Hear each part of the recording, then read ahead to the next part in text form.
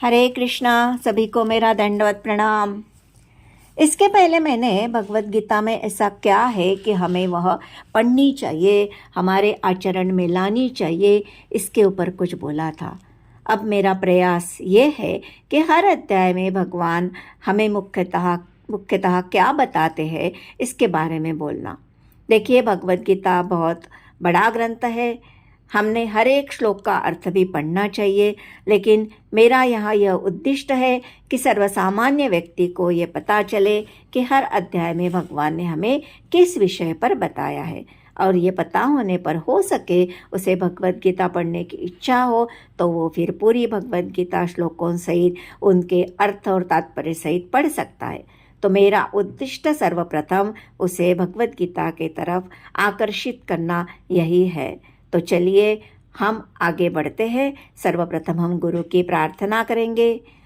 ओम अज्ञानतिमिरान्धस्य ज्ञानाञ्जनशलाकया चक्षुरुन्मिलितं येन तस्मै श्रीगुरवे नमः।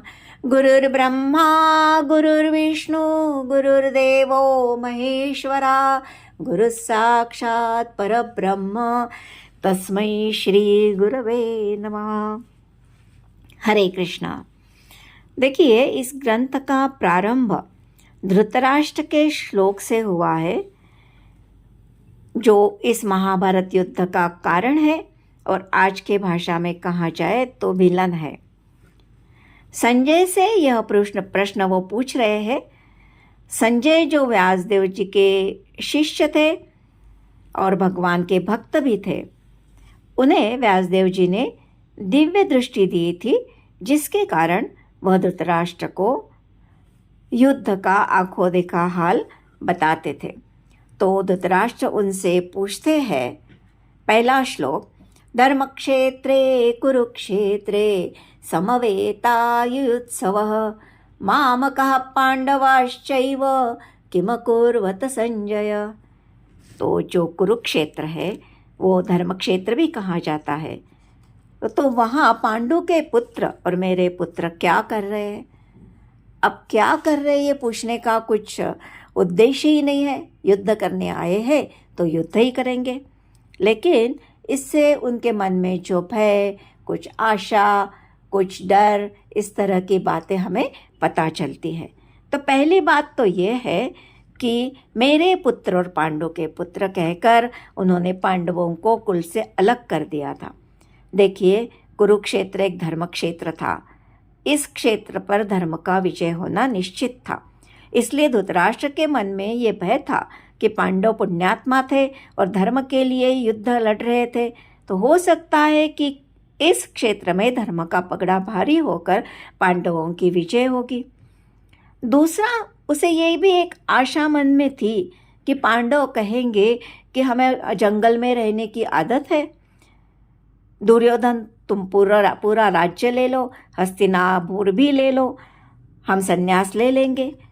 और इस बात का डर भी था उन्हें कि दुर्योधन के मन पर कहीं इस धर्म का प्रभाव हुआ तो वो कहेगा हम दोनों आधा आधा बांट लेंगे, क्यों युद्ध करना है।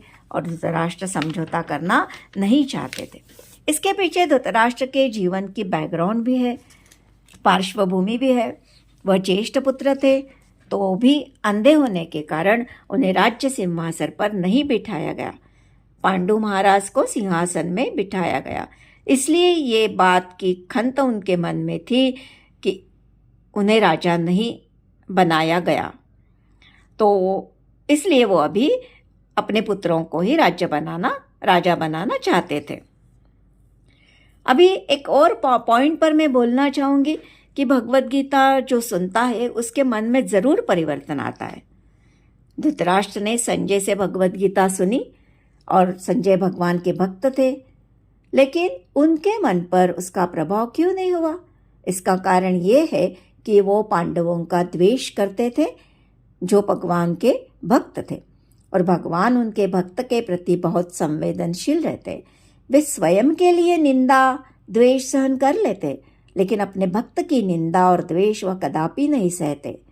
तुम लोभी हो, घमंडी हो, हृदय में काम वासना हो, तो भी अगर आप भगवत गीता सुनते हो तो आप में परिवर्तन ज़रूर आएगा।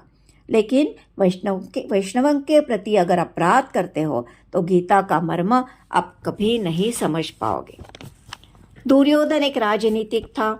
उसे पांडवों की सेना की व्यूह रचना देखकर थोड़ा भय लगा था, लेकिन उसने उसे दिखाया नहीं। द्रोणाचार्य जो उनके गुरु थे और कौरवों के सेनापति थे, उनके पास जाकर कहने लगे कि अभी आप कुछ गलती नहीं करना, अच्छे से मन से युद्ध करना, ईमानदारी से लड़ना।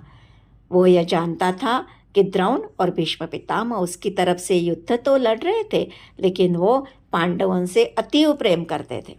दूसरा उसका संकेत इस तरफ था कि द्रोणाचार्य को ये पता था कि धृष्टद्युम्न जो पांडवों के सेनापति थे, उसका जन्म द्रोणाचार्य के वध के लिए ही हुआ था। ये जानते हुए भी उन्होंने उसे धनुर्विद्या दी थी और उसी का उपयोग करके उन्होंने व्यूह रचना बनाई थी, जिससे वह भयभीत था।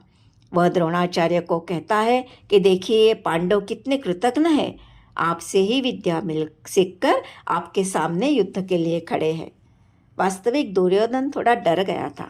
उसे युद्ध से डर नहीं लग रहा था, क्योंकि उसे ये पता था कि जब तक भीष्म पितामह और द्रोणाचार्य जैसे शूरवीर पुरुष उसके पक्ष में योद्धा है, उसके साथ खड़े हैं, तब तक उसे किसी से डरने की कोई ज़रूरत नहीं है। लेकिन उसे व्यक्तिगत रूप से भीम से डर था, और इसका कारण था कि भीम की 3 प्रतिज्ञाएं, सभी कौरवों को मैं ही मारूंगा। दूसरी प्रतिज्ञा थी, जिस जंगा पर दुर्योधन ने द्रौपदी को बैठने के लिए संकेत किया था, उसकी जंगा में फोड़ दूंगा।